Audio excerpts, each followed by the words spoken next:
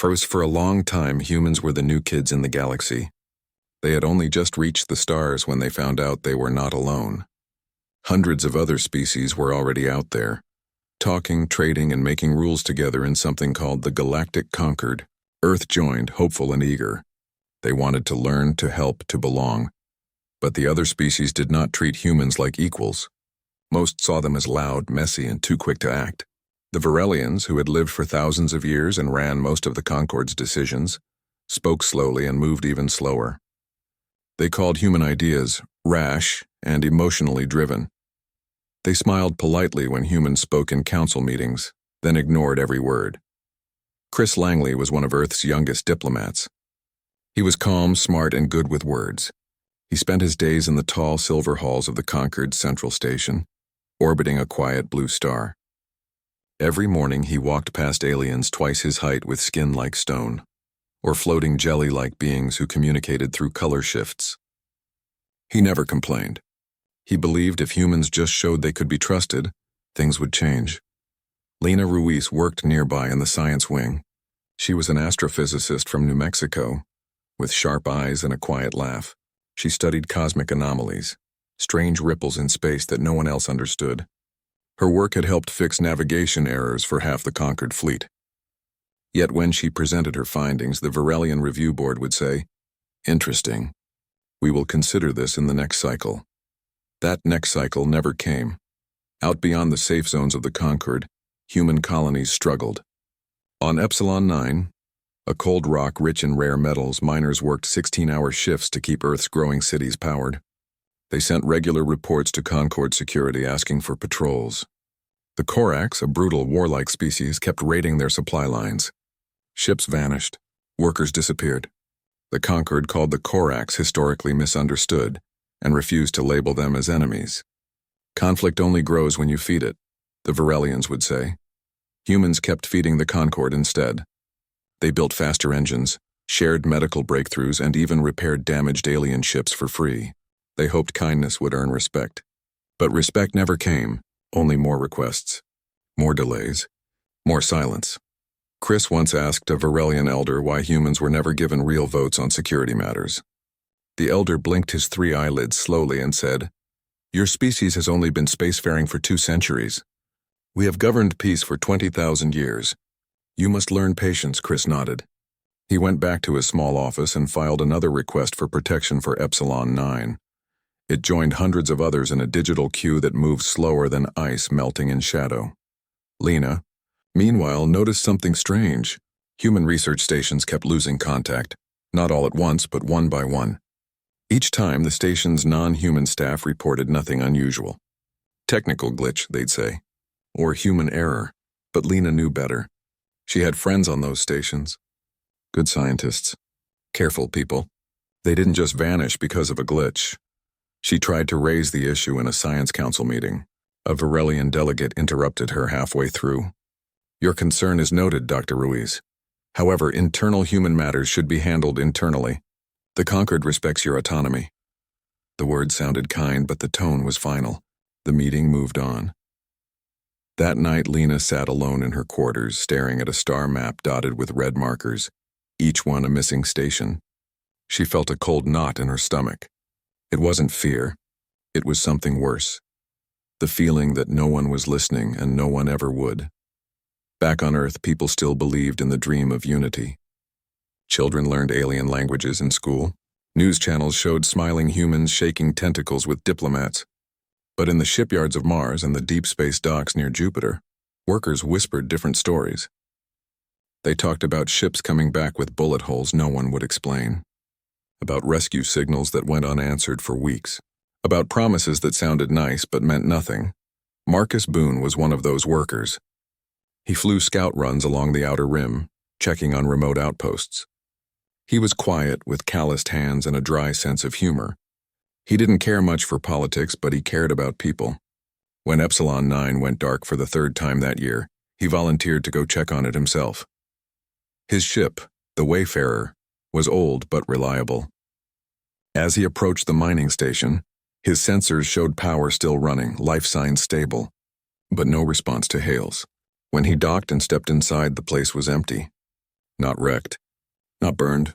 Just empty. Coffee cups sat on tables. Tools lay where they'd been dropped. But every human was gone. The Varelian overseer on site, a tall being named Zoran, greeted Marcus calmly. "Ah, the human inspector. Your colleagues chose to return to Earth early.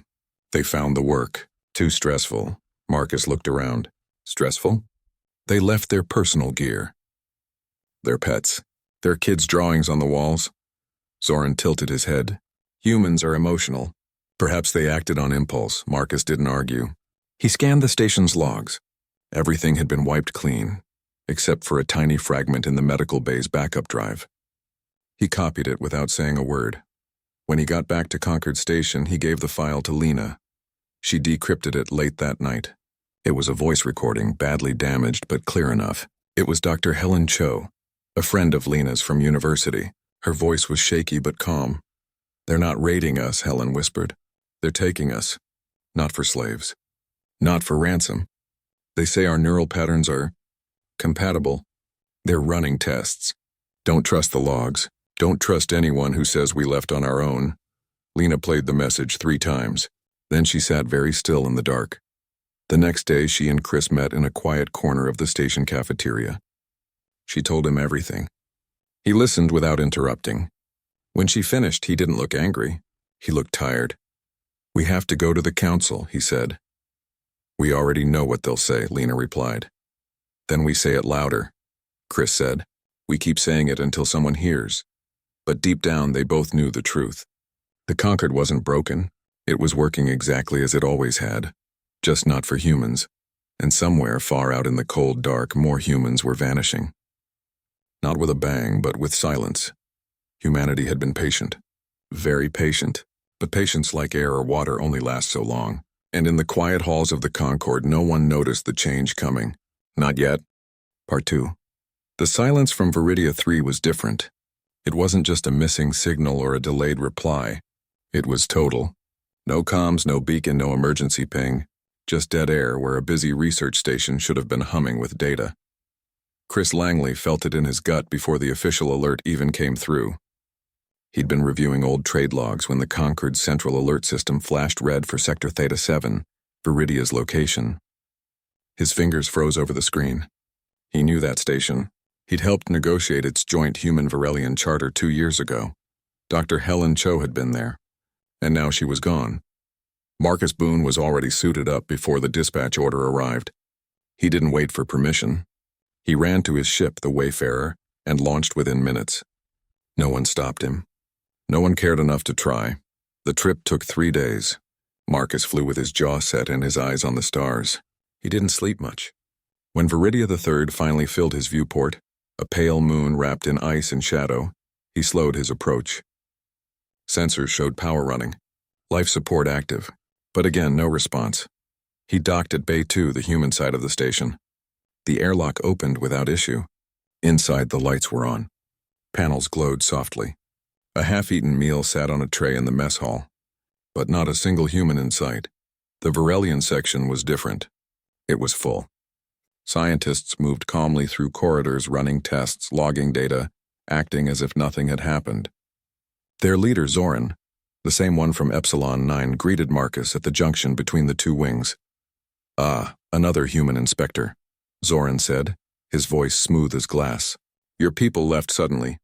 Emotional instability, we believe. They requested immediate extraction. We complied." "Left?" Marcus asked. "All of them at once?" "Such is the nature of your species," Zoran replied. "Impulsive, fragile." Marcus didn't argue.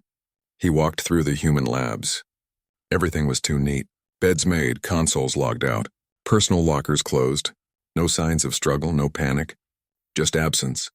It felt wrong in a way he couldn't explain. He checked the station's main server. Wiped clean. But he remembered what worked last time. He went to the medical bay, pried open the backup drive behind the diagnostic panel and found a sliver of corrupted data. He copied it fast and left without another word. Back on Concord Station, Lena Ruiz waited in her lab, arms crossed, eyes tired. She hadn't slept since Marcus left. When he handed her the drive, she plugged it in without speaking. The file was worse than the last one, more damaged. But after hours of cleaning the signal, she found it, a voice. Helen Cho again. Barely a whisper. They're not taking us for labor, she said, voice trembling but clear. They're harvesting us. Not our tech, us. Our brains. Our nerve clusters.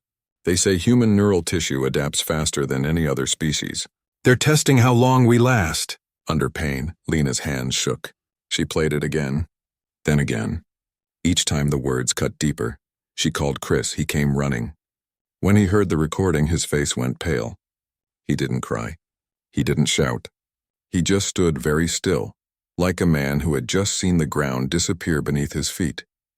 They took the file to the Concord Security Council the next morning. The chamber was tall and cold, filled with delegates from dozens of species. Chris stood at the human podium and played the audio for everyone to hear. When it ended, silence filled the room. Then a Varelian elder cleared his throat. "This recording is unverified," he said. "The source is compromised. Human stress can create false memories. We advise against spreading unconfirmed claims." "But the station is empty," Chris said, voice tight. "Every human gone. The logs erased. That's not stress. That's evidence." "Or coincidence," another delegate added. "A reptilian from the Cathari collective. Humans vanish from their own colonies all the time. Perhaps they flee their own failures."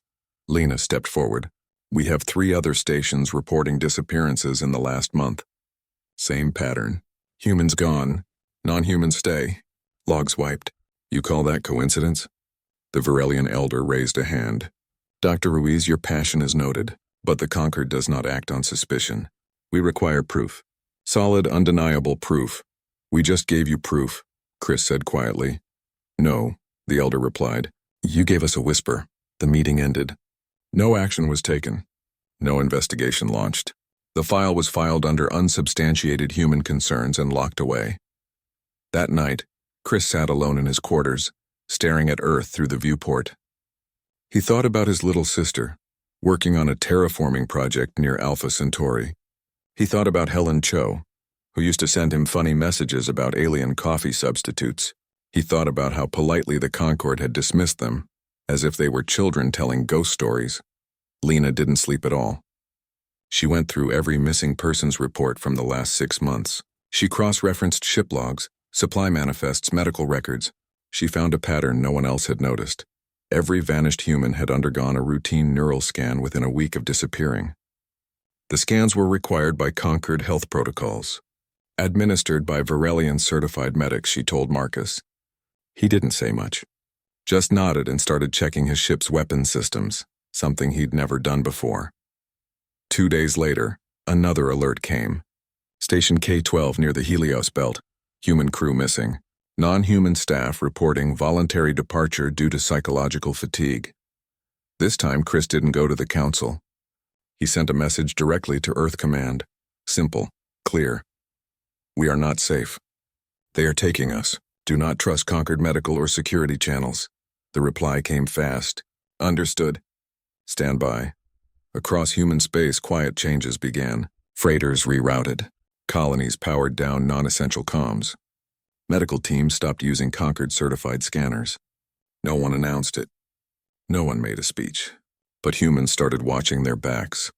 Then came the worst news yet. A deep-range probe launched months ago to study a dark nebula returned early. Its memory core held a single image, captured by accident during a lens calibration. It showed a Varelian freighter, far outside approved routes, venting organic waste into space.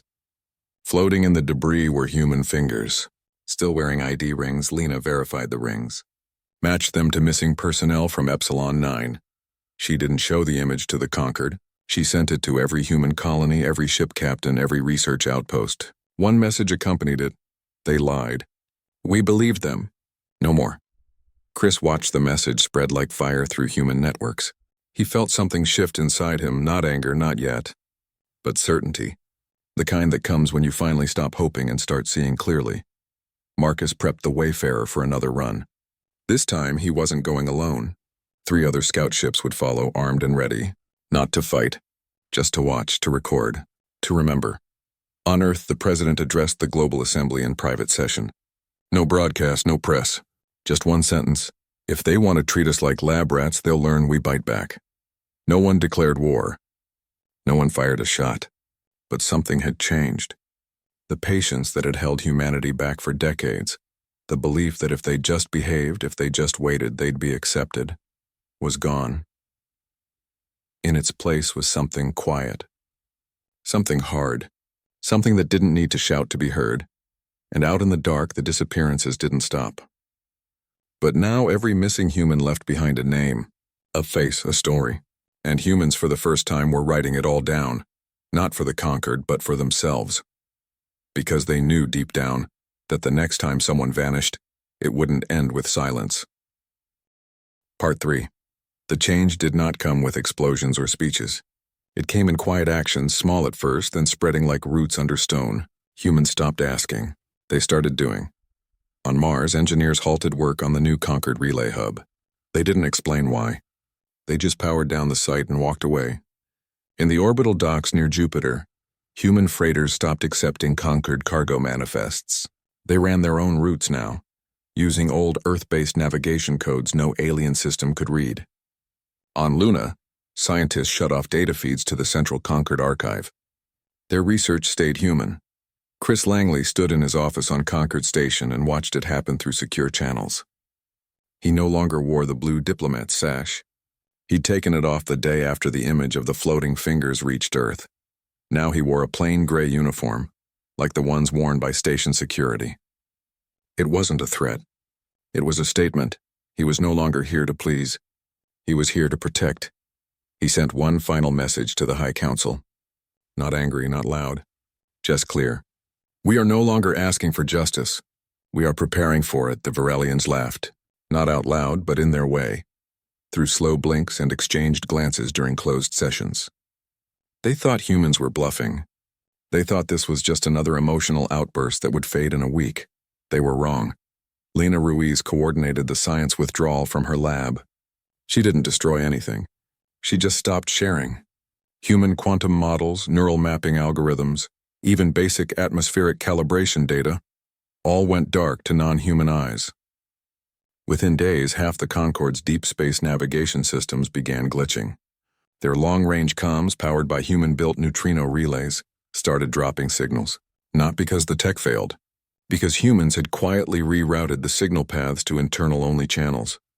No sabotage, no violence, just silence. Marcus Boone led the first scout fleet beyond the Concorde's outer rim. 4 ships, all human-made, all running on closed-loop systems. They didn't carry weapons meant to destroy. They carried sensors, recorders, and encrypted beacons. Their job wasn't to fight. It was to watch, to find, to bring back truth. They found a Corax raiding party stripping a derelict human cargo hauler near the Ophian belt. The Corax expected easy prey. Instead, they found Marcus's ships waiting in the shadow of an asteroid. No warning shots, no demands, just a tight formation, engines humming, blocking their escape. The Corax fired. Marcus didn't return fire. He activated a pulse field, new tech untested outside Earth labs.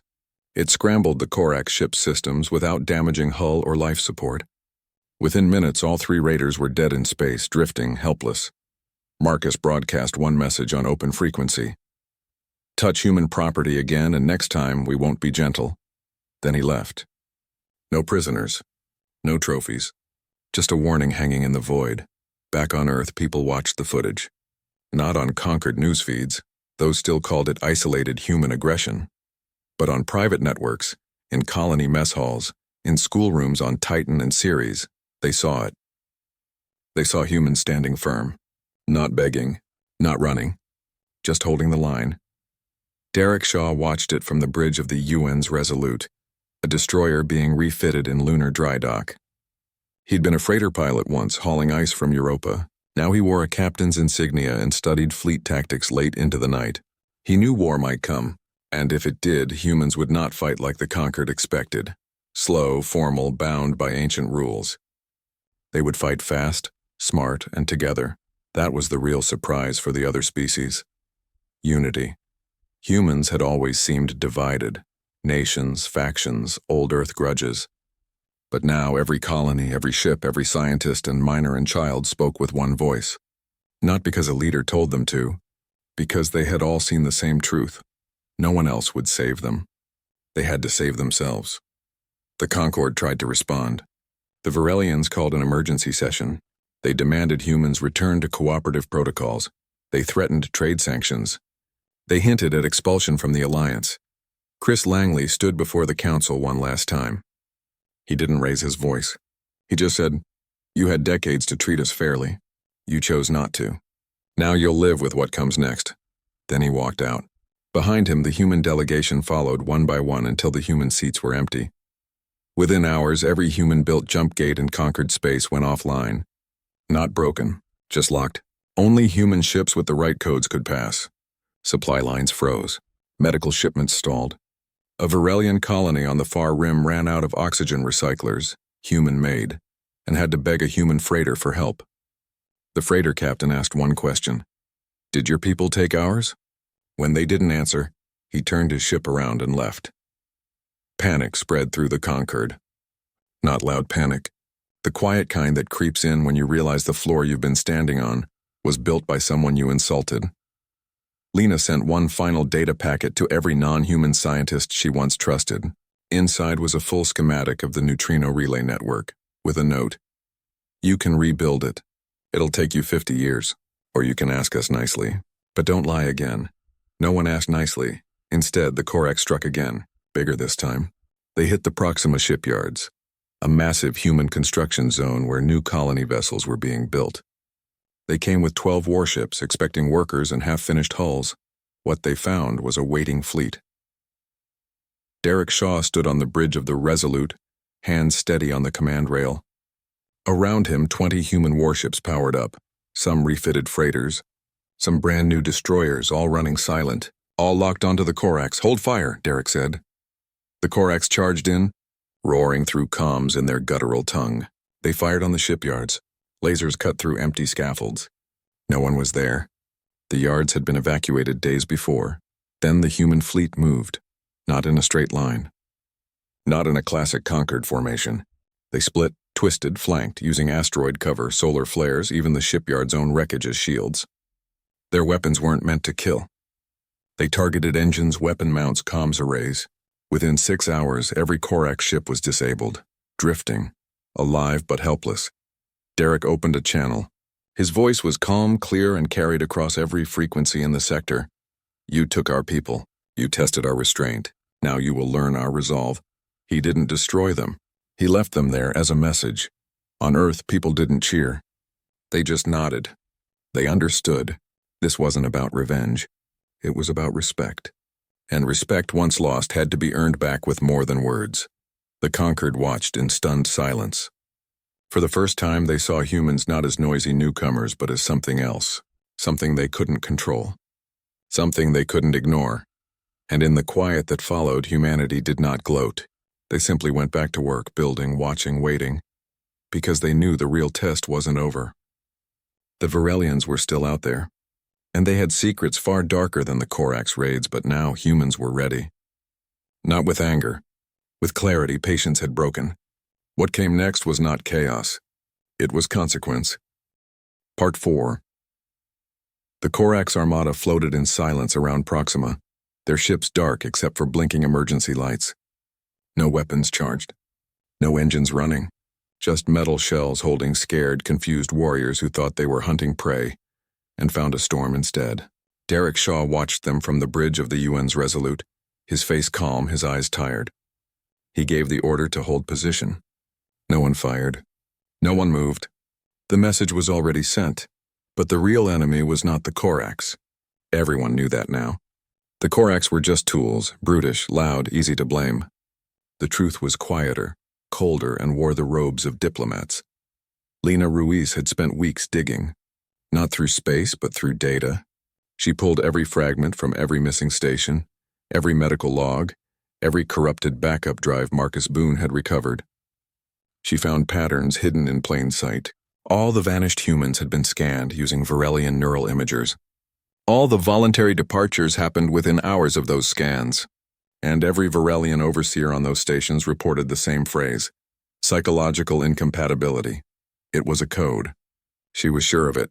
She built a timeline, cross-referenced ship movements, traced energy signatures from hidden cargo holds. Then she found it. A Varelian freighter, the Dawn Chorus Inn, that had visited every missing station in the last year. Its logs claimed it carried only medical supplies, but its power draw didn't match. It used far more energy than a supply ship should. Like it was running something heavy, something hidden. She showed it to Chris. He didn't hesitate. He contacted Earth Command. Within hours, a stealth scout, small black, built for silence, was sent to track the Dawn Chorus. It took 3 days. The scout followed the freighter past the outer conquered borders, into a dead zone where no species claimed territory. There, the Dawn Chorus slowed near a hollowed-out asteroid. Doors opened. Drones emerged, carrying sealed pods. The scout zoomed in. The pods were labeled with human biotags. Names, dates, blood types. Inside each pod was a human, alive, barely. The scout recorded everything. Then it sent the data straight to Earth, encrypted and untraceable. Lena watched the footage in her lab alone. She saw Helen Cho, pale and thin, strapped to a table inside the asteroid lab. Wires ran from her temples to machines that pulsed with soft blue light. A Varelian scientist adjusted dials, watching readouts with calm interest. Helen's eyes were open. She was awake. Lena turned off the screen. She didn't cry. She made a call. Within 12 hours, every human colony, every ship, every research outpost received the same file. Not just the video. The full archive. Logs, ship routes, medical records, voice recordings, everything. Packaged clean, labeled clear, sent with one line. This is what they did while we waited. The Concord tried to block it. They shut down public channels, flagged it as human disinformation. But it was too late. The file spread through private networks, through trader comms, even through rebel groups and minor species who hated the Varelians too. Within a day, the truth was everywhere. The Varelian High Council called an emergency session. They denied everything, called the footage faked, said humans were framing them to seize power, but their voices shook. Their usual calm was gone. Chris Langley didn't attend the session. He stood on the observation deck of Concord Station, watching Earth rise over the curve of the moon. He knew what came next wasn't his to control. It belonged to everyone. Derek Shaw ordered the human fleet to stand down but not to disperse. They held position near key human systems, ready but still. Marcus Boone flew the Wayfarer to the edge of the dead zone, not to attack but to watch the asteroid lab. He broadcast live feed to any ship that wanted to see. And then, something unexpected happened. The Cathari Collective, one of the oldest Concord members, sent a message to Earth. Not through official channels, direct. They asked for proof. Lena sent it. Hours later, the Cathari withdrew their support from the Varelian Council. Then the Miri Swarm did the same. Then the Ulan Enclave, one by one, species that had stayed silent for centuries, began to speak. Not for humans.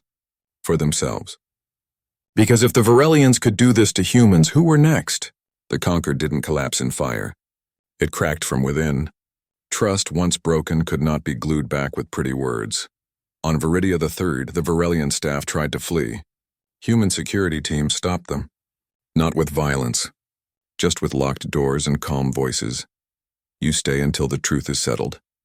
Zoran, the overseer who had lied to Marcus twice, sat in his quarters, staring at the wall.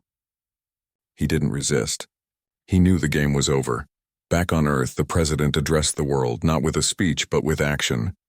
He ordered every human scientist who had worked with Varelian tech to review their data for hidden backdoors. They found dozens.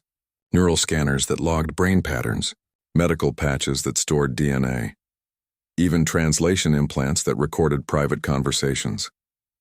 The Varelians hadn't just taken humans for experiments. They had been studying them for decades, quietly, patiently, like farmers watching livestock grow. But humans were not livestock. Derek Shaw received new orders.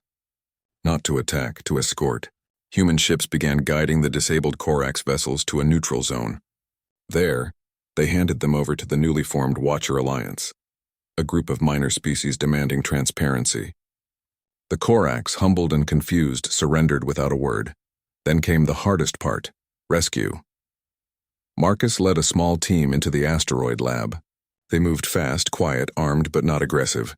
The Varelian scientists offered no resistance. They stood aside as humans freed the captives. 23 people. Weak, scared, but alive. Helen Cho was among them. She recognized Marcus the moment he entered. She didn't speak. She just reached for his hand. They brought them home, no fanfare, no parades. Just medics, warm blankets, and quiet rooms where no one asked questions until they were ready to answer. Lena visited Helen in the hospital on Luna. They sat by a window, looking at Earth. Helen spoke softly, her voice rough from disuse. "They thought we wouldn't notice," she said. "They thought we'd keep being polite." Lena nodded.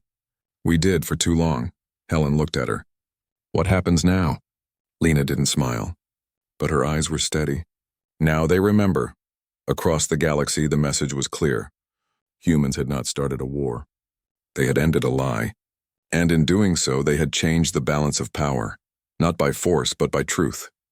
The Varelian High Council was summoned by its own people. Not aliens. Their own citizens. Protests filled their crystal cities. Elders who had ruled for centuries were questioned, then removed. The Concord's old order was crumbling. And humanity? They stood ready, not to rule, not to punish, but to ensure it never happened again, because patience had broken. And what came after was not rage. It was responsibility. Part 5. The dust did not settle with a bang, but with a breath. After the truth spread, after the Varelian elders stepped down, after the rescued humans returned home, the galaxy held still, as if waiting to see what humanity would do next. Many expected revenge. Others feared conquest. No one expected what came. Humans did not take the seat of power. They did not demand tribute or rewrite laws in their favor. Instead, they helped build something new, a council not ruled by age or tradition, but by fairness. They called it the Assembly of Equals. Every species, no matter how small, got a voice. Even the Corax, once raiders, now sat quietly in the back rows, listening more than speaking. Chris Langley stood before the assembly on its first official day. He wore no uniform, no sash, just simple clothes. He did not speak long. He said only this: "We don't want to rule you. We just want you to remember, patience is not weakness. And when it ends, the universe changes." Then he stepped down. No applause followed. Just silence. But it was a different silence now. Not the silence of being ignored, but the silence of being heard. Lena Ruiz worked with scientists from a dozen species to rebuild trust. They shared human medical tech freely, but only after joint ethics boards reviewed every use. No more hidden scanners, no more secret logs, everything open, everything clear. The Varelians, humbled and shamed, joined the effort, not as leaders but as students. They learned what consent truly meant. Marcus Boone flew supply runs again, but now his cargo holds carried food and medicine for former enemies. He visited the Corax homeworld once, not as a soldier but as a trader. The Corax chieftain met him at the landing pad, unarmed. They shared a meal of roasted root and recycled water. No words were needed. Both understood. The past was heavy, but the future was theirs to shape. Derek Shaw remained in command of the Ewan's Resolute, but his fleet's role changed. They no longer patrolled for threats. They escorted refugee ships, helped rebuild damaged stations, and stood guard during peace talks. Their presence was not a warning anymore. It was a promise. No one would vanish in the dark again. On Earth, children still learned alien languages in school, but now they also learned about Helen Cho and the others who endured the labs, not as victims but as reminders. Teachers told the story not to frighten but to teach. Kindness without boundaries is not kindness, it is risk. And respect must be earned, not assumed. The old Concord records were not erased. They were archived. In every library, every data hub, every school across human space, one entry stayed untouched, unedited, unchallenged. No species will ever forget the moment humans' patience finally broke. It was not a boast. It was a lesson. The Varelians tried to apologize, not with grand speeches but with action. They opened their own archives, revealing centuries of quiet control, manipulation, and fear masked as order. Their young generation, raised on the new truth, demanded change. New leaders rose, ones who valued honesty over tradition. Trade returned, but differently. Humans no longer gave everything freely. They asked for fair exchange. They checked contracts twice.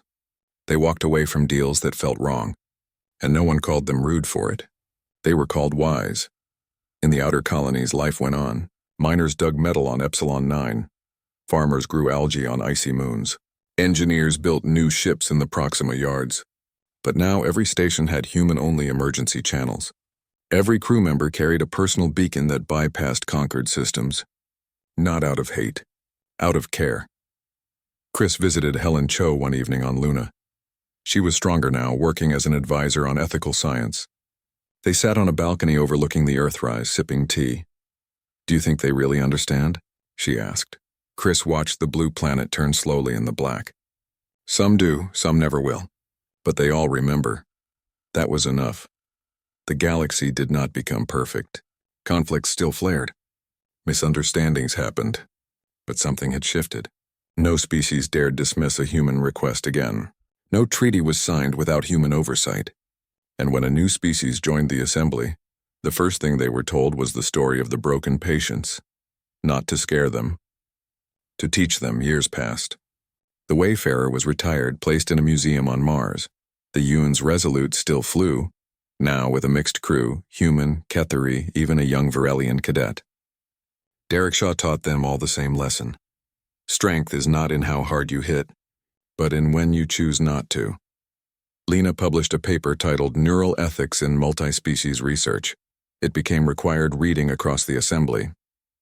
She never mentioned her own pain. She wrote only about responsibility. Marcus married a botanist from Titan. They had 2 kids. He told them stories of the stars, but never the dark ones. Only the ones about courage, quiet choices, and standing together. And Earth? Earth grew quieter. Not because it had less to say, but because it no longer needed to shout to be heard. The stars themselves seemed different now.